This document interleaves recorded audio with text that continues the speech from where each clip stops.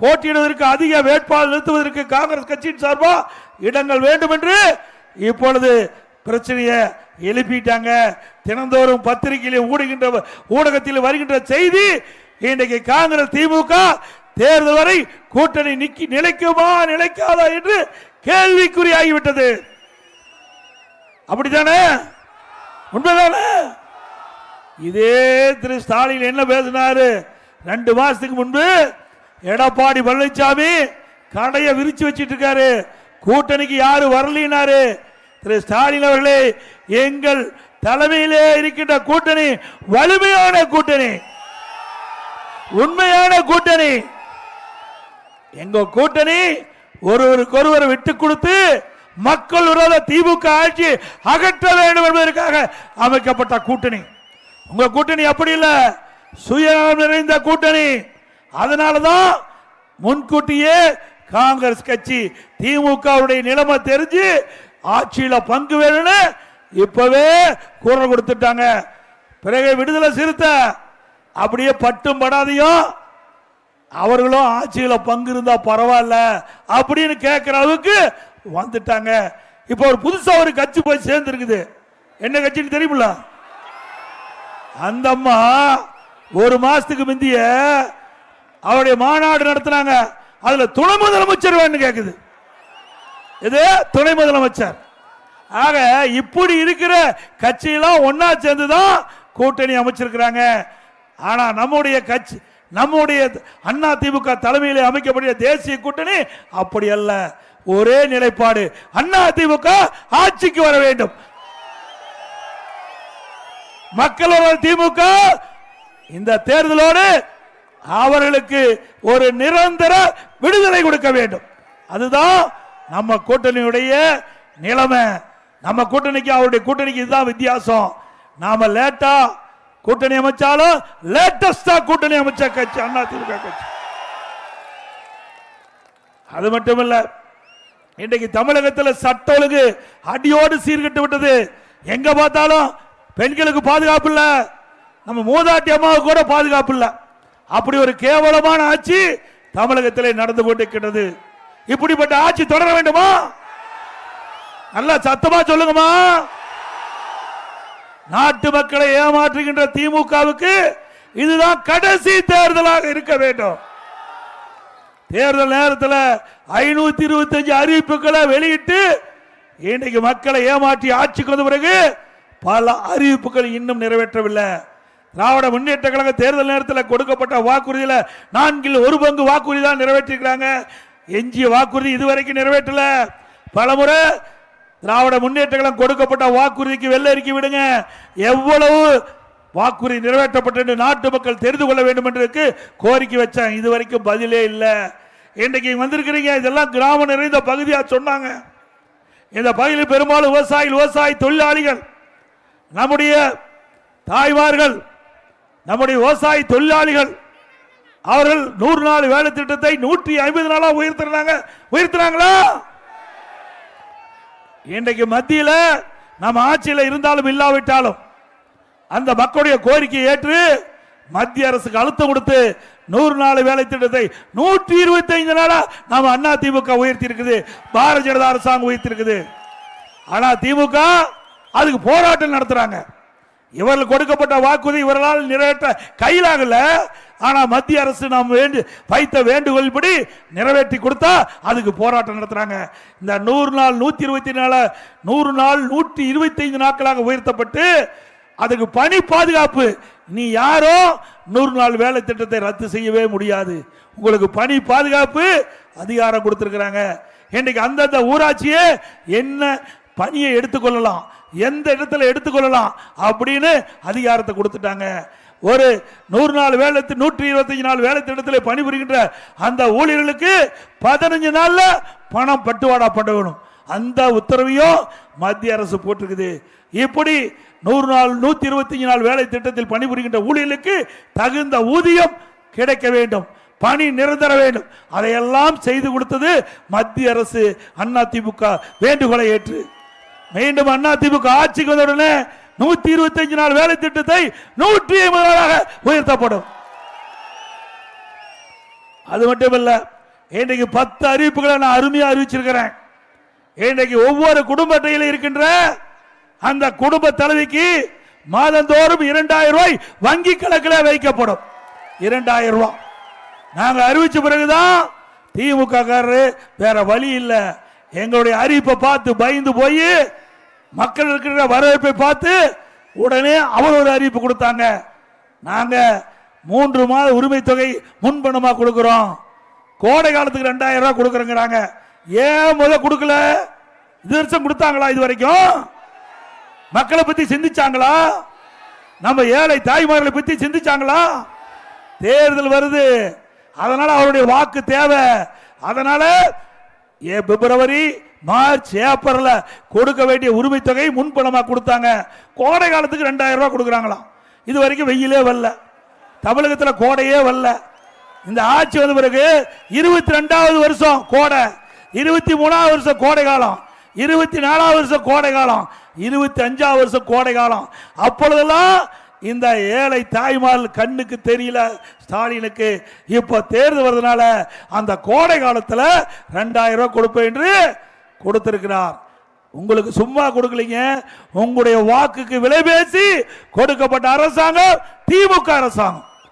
இன்னைக்கு உண்மையிலேயே திராவிட முன்னேற்ற கழகம் ஆட்சிக்கு வந்த உடனே மாதந்தோறும் 1000 ரூபாய் உரிமை தொகை கொடுத்திருக்க வேணும், கொடுக்கவே இல்லை.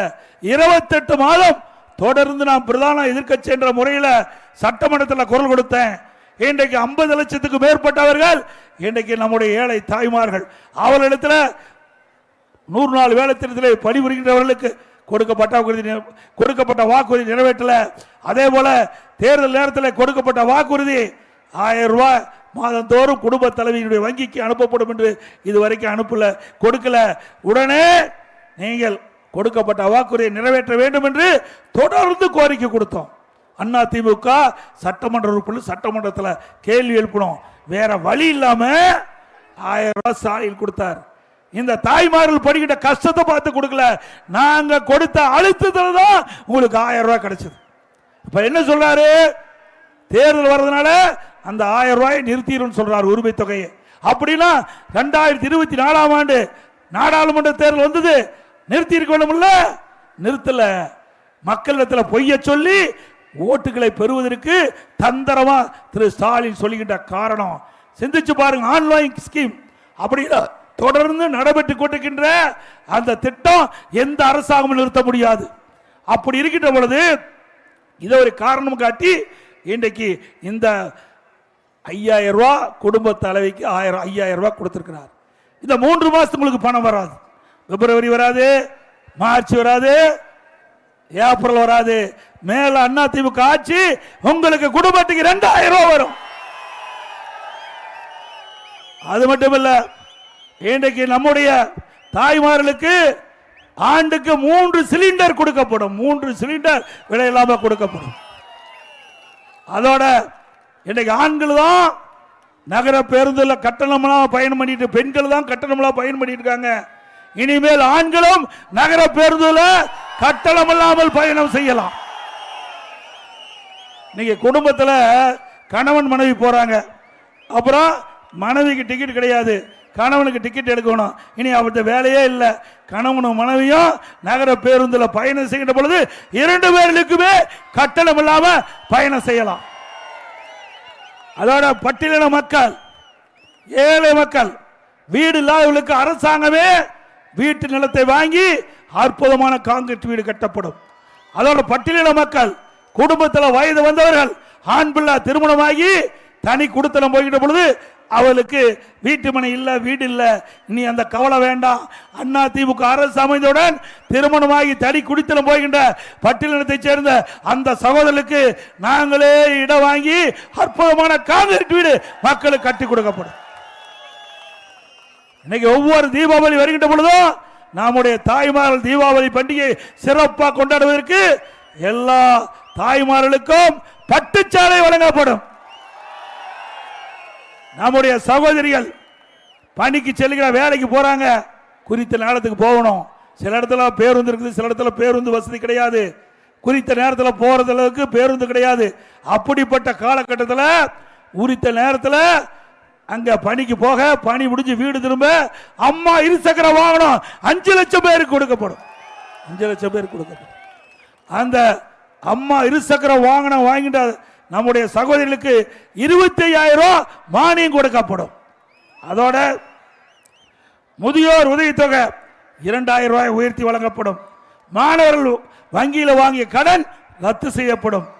அதோட நம்முடைய ஜல்லிக்கட்டு, அந்த ஜல்லிக்கட்டில் ஈடுபடுகிற அந்த விளையாட்டிலே ஏதாவது உயிர் சேதம் ஏற்பட்டால் அவர்களுக்கு 10 லட்சம் ரூபாய் குடும்பத்துக்கு கொடுக்கப்படும். சிறுபான்மை வகுப்பை சேர்ந்த மகளிருக்கு தொழில் துவங்க கடன் உதவி, அவருடைய வாங்கிய கடன், அதை வட்டி கடன் தள்ளுபடி செய்யப்படும். அதோட நடைபாதையில் வைத்திருக்கிற கடைக்காரருக்கு வாங்கிய கூட்டுறவு வங்கியில் வாங்கிய கடன் தள்ளுபடி செய்யப்படும். புதிய ஆட்டோ வாங்கலுக்கு 75,000 மானியம் கொடுக்கப்படும்.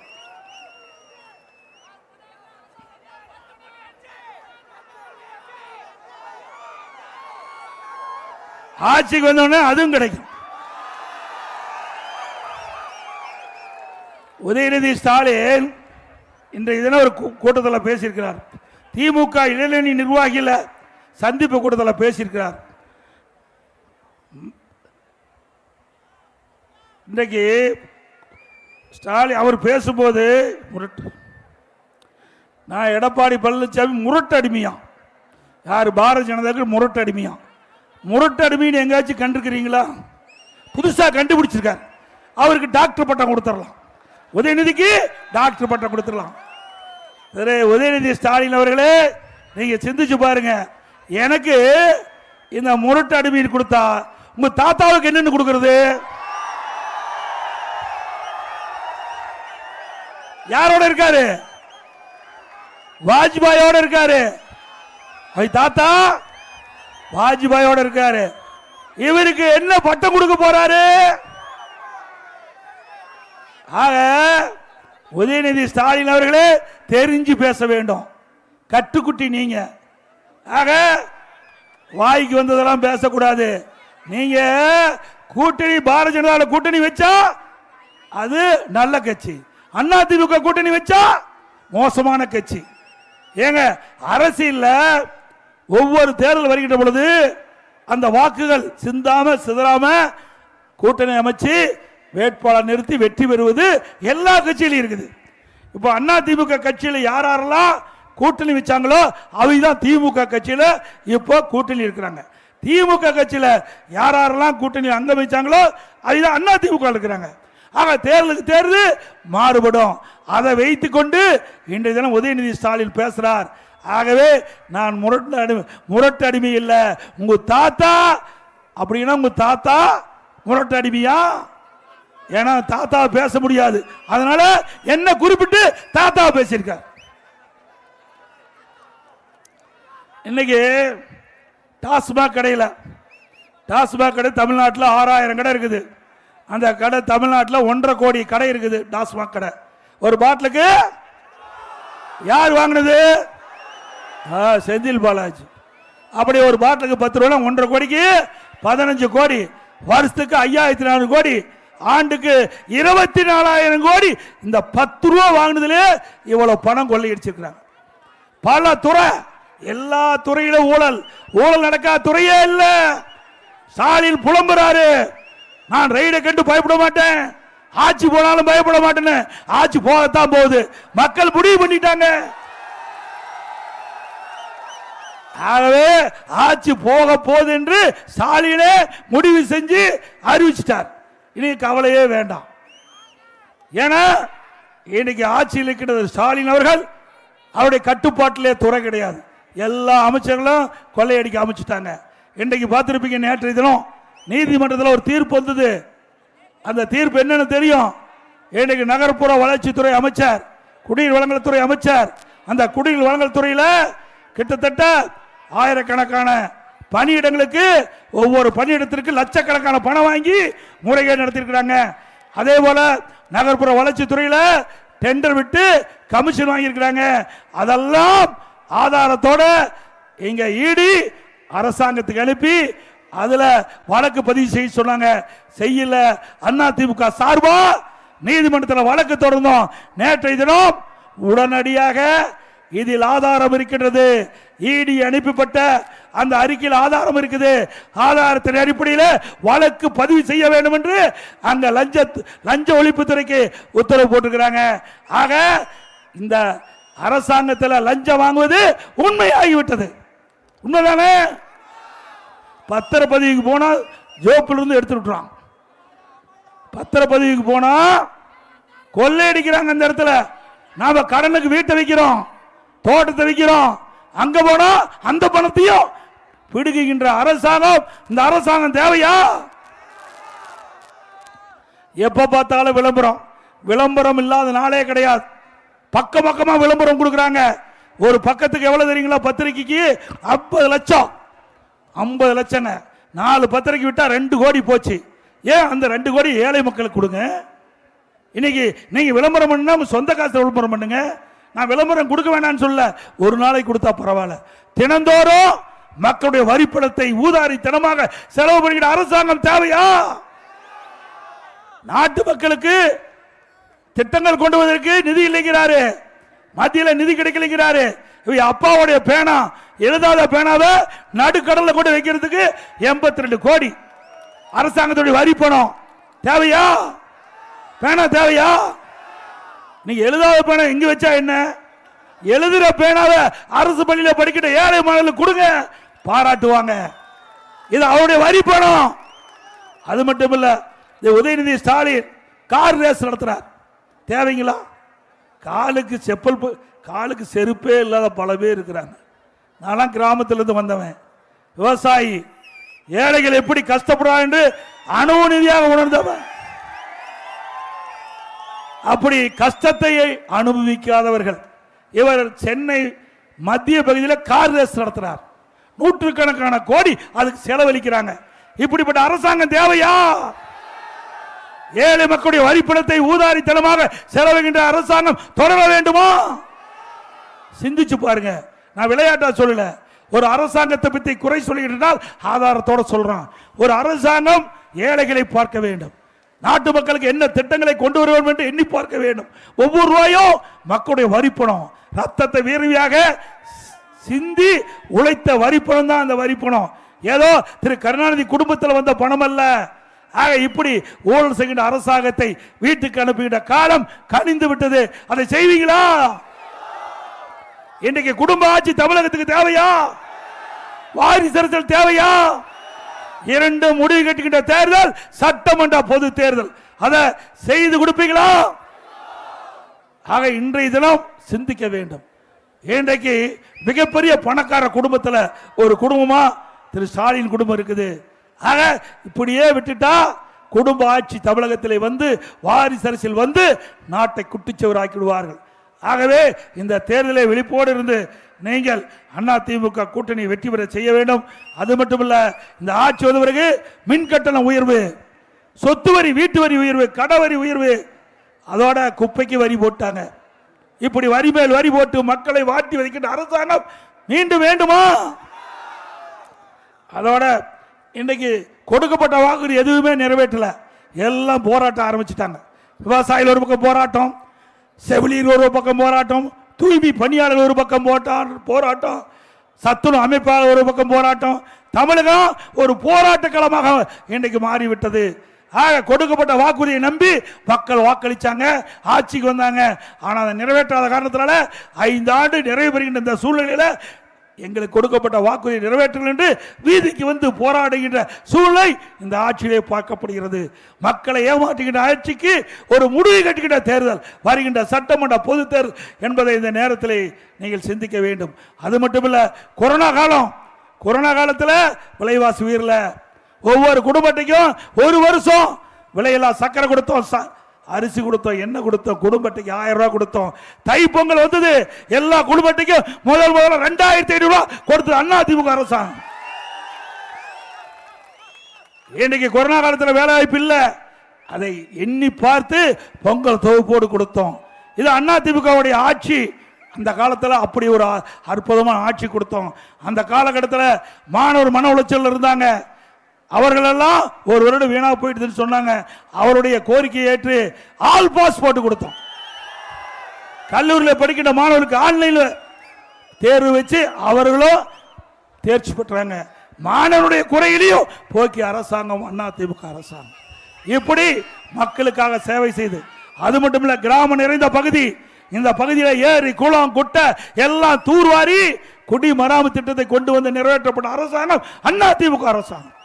பெய்கின்ற மழை நீர் ஒரு சொட்டு நீர் கூட வீணாகாமல் முழுவதும் தேக்கி வைத்து கோடை காலத்தில் விவசாயத்திற்கு தேவை நீர், நிலத்தடி நீரை உயர்த்தி குடிப்பதற்கு தேவை நீரை கொடுத்த அரசாங்கம் அதிமுக அரசாங்கம். அதையும் தடுத்து நிறுத்திட்டாங்க. விவசாயிகளுக்கு மும்முனை மின்சாரம் 24 மணி நேரம் பம்பு செட் இயங்கும், அந்த உத்தரவையும் ரத்து செய்த அரசாங்கம். ஒரே ஆண்டில் 2 முறை விவசாயிகள் வாங்கிய தொடக்க வேளாண் கூட்டுறவு சங்கத்தில் வாங்கிய பயிர்க்கடன் 2 முறை தள்ளுபடி செய்து கொடுத்தோம் விவசாயிகளுக்கு. இப்படி அதிமுக ஆட்சியில் நிறைய திட்டங்களை கொண்டாந்தோம். அதே போல விவசாயிகள் உற்பத்தி செய்யப்பட்ட நெல் மூட்டைகளை உடனுக்குடன் நேரடி கொள்முதல் செஞ்சு அவருடைய வங்கி கணக்கில் வச்சு விவசாயிகளுக்கு எந்த ஒரு குறையும் இல்லாம அந்த நெல் மணிகளை எல்லாம் பத்திரப்படுத்தி அவருடைய வங்கி கணக்கிலே அந்த நேரடி கொள்முதலத்திலே அதை உரிய முறையிலே கொள்முதல் செஞ்சு விவசாயிகளை காப்பாற்றிய அரசாங்கம் அதிமுக அரசாங்கம்.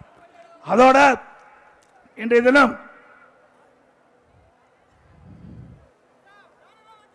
இன்றைக்கு 7.5% இடஒதுக்கீடு. இன்றைக்கு அரசு பள்ளியில் படிக்கின்ற மாணவர்கள் அவெல்லாம் ஏழைகள். அந்த ஏழை குடும்பத்தை சேர்ந்த அரசு பள்ளியில் அதிகமாக படிக்கிறாங்க. அவருடைய கனவு மருத்துவராக வேண்டும். அந்த கனவை நனவாக்க என்பதற்காக எதிர்க்கட்சி கோரிக்கை வைக்கல, பொதுமக்கள் கோரிக்கை வைக்கல. நானும் அரசாங்க பள்ளியிலே படித்தவன். ஆகவே அரசு பள்ளியில் படிக்கின்ற மாணவர்கள் ஏழைகள். அவருடைய கனவு நனவாக என்பதற்காக 7.5% உள்ளிடஒதுக்கீடை கொண்டு வந்து சட்டம் இயற்றப்பட்டு அமுல்படுத்தப்பட்டு அதை நிறைவேற்றி இன்றைய தினம் 3000 பேர் அரசு பள்ளியில் படித்த நம்முடைய மாணவர்கள் மருத்துவ கல்வி கிடைக்குது. அந்த மருத்துவ கல்வி இடம்பெற்றவர்கள் ஏழை குடும்பத்தை சேர்ந்தவர்கள். மருத்துவ கல்வி கட்டணம் கட்ட முடியல, அதை அரசாங்கமே மருத்துவ கல்வி கட்டணத்தை செலுத்தும் என்ற அறிவிப்பை கொடுத்து அதை நிறைவேற்றி கொடுத்து இன்றைக்கு ஏழைகள் குடும்பத்திலே பிறந்த மாணவ மாணவி மருத்துவராகக்கூடிய சூழ்நிலையை உருவாக்கி தந்த அரசாங்கம் அதிமுக அரசாங்கம். ஒரே ஆண்டில் 11 அரசு மருத்துவக் கல்லூரி, 68 கலை மற்றும் அறிவியல் கல்லூரி, 10 ஆண்டுல 21 பாலிடெக்னிக் கல்லூரி கொடுத்தோம். 5 இன்றைக்கு கால்நடை மருத்துவக் கல்லூரி ஆராய்ச்சி நிலையம், 4 பொறியியல் கல்லூரி, 4 வேளாண்மை கல்லூரி, 7 சட்டக் கல்லூரி. இப்படி கல்லூரிகளை திறந்து கிராமத்தில் வாழ்கின்ற ஏழை எளிய ஒடுக்கப்பட்ட நசுக்கப்பட்ட தாழ்த்தப்பட்ட கடை கோட்டில் இருக்கிற குடும்பத்தில் வாழ்கின்ற மாணவ மாணவி கூட பட்டப்படிப்பு படிக்கக்கூடிய குறைந்த கட்டணத்திலே பட்டப்படிப்பு கிடைக்கக்கூடிய சூழ்நிலையை உருவாக்கியது அரசாங்கம் அதிமுக அரசாங்கம். இன்னைக்கு அதிக பேர் படிக்கிறான்னு சொன்னா காரணம் அதிமுக. சிந்திக்க வேறும் இளைஞர்கள் ஏதோ ஆசைப்படுறீங்க, யாரோ புது புது கட்சி நடத்துறாங்க, அவர்களா அதை செஞ்சாங்களா? ஏழை மாணவர்கள் பட்டப்படிப்பு படிக்கக்கூடிய சூழ்நிலையை உருவாக்கி தந்தது பொன்மன செம்மல் புரட்சி தலைவர் எம்ஜிஆர். அந்த வழியில் வந்த மாண்புக அம்மாவுக்கு பிறகு அம்மாவுடைய அரசாங்கம் இன்றைக்கு நம்முடைய மாணவர்களுக்கு கல்வி செல்வத்தை அழியா செல்லும் கல்வி செல்லும். இன்னைக்கு எத்தனையோ செல்வம் இருக்குது, அந்த செல்வமெல்லாம் நிலைக்காது. ஆனால் நம் உயிர் இருக்கின்ற வரை நம்மோடு இருக்கின்ற ஒரே செல்வம் கல்வி செல்லும். அந்த கல்வி செல்வத்தை நம்முடைய இளைஞர்களுக்கு கொடுத்த ஒரே அரசாங்கம் அதிமுக அரசாங்கம். இளைஞர்கள் அதை எண்ணி பார்க்க வேண்டும். இளைஞர்கள் சமுதாயம் சிறந்திருக்கிறது சொன்னால் அதிமுக அடித்தளம் அமைத்தது என்பதை அவர் உணர வேண்டும். ஆகவே வருகின்ற சட்டமன்ற தேர்தலில் இளைஞர்கள், பொதுமக்கள், விவசாய தொழிலாளி, ஒட்டுமொத்த மக்கள் நம்முடைய அதிமுக தலைமையில் அமைக்கப்பட்ட தேசிய கூட்டணியை ஆதரித்து அதை வெற்றி பெற செய்ய வேண்டும் என்று அன்போடு இந்த நேரத்தில் கேட்டு, மீனவ மக்கள், இந்த பகுதியில் மீனவ மக்கள் இருக்கிறாங்க. மீன்பிடி தடை காலத்தில் அதிமுக ஆட்சி இருக்கிற பொழுது உயர்த்தணும். இப்போ 8000 ரூபா மீன்பிடி தடை காலத்தில் கொடுக்குறாங்க. அதிமுக ஆட்சிகளுடன் அந்த 8000ஐ 12000 ரூபாயாக உயர்த்த வாங்கப்படும்.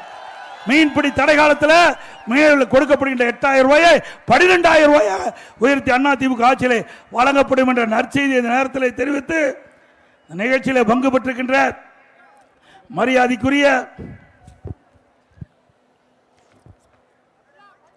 இன்றைக்கு முன்னாள் அமைச்சர் ரமணா அவர்களே, முன்னாள் அமைச்சர் பெஞ்சமின் அவர்களே, அப்துல் ரஹீம் அவர்களே, முன்னாள் அமைச்சர் மாதவர் மூர்த்தி அவர்களே, முன்னாள் அமைச்சர் TKM சின்னையா அவர்களே, அமைப்புச்சார் திருவேற்கல் சீனிவாசன் அவர்களே, கழகத்துடைய நிர்வாகிகள், அருமைச்சோழர் பஞ்சட்டி K நடராஜன் அவர்களே, திரு ஜே சுரேஷ் அவர்களே, பி. வினோத்குமார் அவர்களே, திரு பொன்னுதுரை அவர்களே, திருமதி எம். கே. சுமித்ரா குமார் அவர்களே, திரு ஆர். அன்பழகன் அவர்களே, திருமதி கமலா முனிவேல் அவர்களே, திரு ஏ. கே. சுதாகரன் அவர்களே, திரு பி. டி. பானுபிரசாத் அவர்களே, திரு ஜே. பத்மஜா ஜனார்த்தனம் அவர்களே, திரு எஸ். ராகேஷ் அவர்களே, திரு எஸ். ஜெயச்சந்திரன் அவர்களே, திரு பி. சங்கர் அவர்களே, திரு சி. மோகன் அவர்களே, திரு டாக்டர் எம். விஜயராவ் அவர்களே, திரு ஆரணி ஓம் சக்தி குணபதி அவர்களே, திரு ஆமூர் எம். தனசேகரன் அவர்களே, திரு எஸ். சம்பத் அவர்களே, திரு ஜி. எஸ். வினோத் அவர்களே, திரு என். செல்வகுமார் அவர்களே, திரு யா. தமிழ்ச்செல்வன் அவர்களே, திரு டி. தர்ம பிரகாஷ் அவர்களே, திரு எம். முத்துக்குமார் அவர்களே, மிஞ்சூர் தெற்கொண்டிச்சார் திரு எம். சுந்தரவனம் வடக்கொண்டிச்சார் அவர்களே, திரு ஏ. எம். தயாளன் அவர்களே, திரு வி. பட்டாபிராமன் அவர்களே, மாண்பும் நம்ம கூட்டணி கட்சி சேர்ந்த பாரதிய ஜனதா கட்சி சேர்ந்த கிழக்கு மாவட்டத்தில் திரு எஸ். சுந்தரம் அவர்களே, பிஜேகே உள்ளாட்சி மேம்பாட்டு பிரிவு மாநிலத்தில் திரு எம். பாஸ்கரன் அவர்களே, பாமக திருவள்ளூர் மாவட்ட செயலாளர் திரு வி. எம். பிரகாஷ் அவர்களே, பாமக தொகுதி தேர்தல் பொறுப்பாளர் திரு சுதாகர் அவர்களே, அம்மா மக்கள் முன்னேற்ற கழக திருவள்ளூர் கிழக்கு மாவட்ட செயலாளர் திரு பி. வி. சங்கராஜ் அவர்களே, தமாக திருவள்ளூர் வடக்கு மாவட்டத்தில் திரு எஸ். சேகர் அவர்களே, புரட்சி பாரதம் திருவள்ளூர் வடக்கு மாவட்ட செயலாளர் திரு புதுவாயில் இ. சரவணன் அவர்களே மற்றும் ஐஜே கட்சி சேர்ந்த நிர்வாகிகளே, நம்ம கூட்டணியில் அங்கமைக்கின்ற கட்சியுடைய நிர்வாகிகளே, தொண்டர்களே, பெரியவர்களே, தாய்மார்களே, அனைவருக்கும் என்னுடைய முதற்கண் நன்றி கலத்தை வணக்கத்தை தெரிவித்து வருகின்ற சட்டமன்ற தேர்தலில் நம்முடைய கூட்டணியுடைய வெற்றி வேட்பாளராக போட்டியிடுவதற்கு நம்முடைய கட்சி சார்பாக போட்டியிட்டா இரட்டை சின்னத்தில் வாக்களித்து வெற்றி பெற செய்யும். ஒருவேளை கூட்டணிக்கு ஒதுக்கப்பட்டா கூட்டணி கட்சி சின்னத்திற்கு வாக்களிக்க வேண்டும் என்று அன்போடு கேட்டு, மக்களை காப்போம், தமிழகத்தை மீட்போம், மக்களை தமிழகத்தை மக்களை தமிழகத்தை மக்களை தமிழகத்தை ஸ்டாலின் மாடல் அரசு, ஃபெயிலியர் மாடல் அரசு, பை பை ஸ்டாலின். இங்கே திரளாக வந்திருக்கின்ற கழக நிர்வாகிகள், தொண்டர்கள், பொதுமக்கள் பத்திரமாக வாகனத்தில் வீடு போய் சேர வேண்டும் என்று அன்போடு கேட்டு, மிகச் சிறப்பாக எழுச்சி பயண நிகழ்ச்சி ஏற்பாடு செய்த மாவட்ட அறிவிச்சார் பலராமன் அவர்களுக்கும் அவரோடு இணைந்து பணியாற்றிய கழக நிர்வாகிகள், தொண்டர், கூட்டணி கட்சி சேர்ந்த நிர்வாக தொண்டர் அனைவருக்கும் நன்றி, நன்றி, வணக்கம்.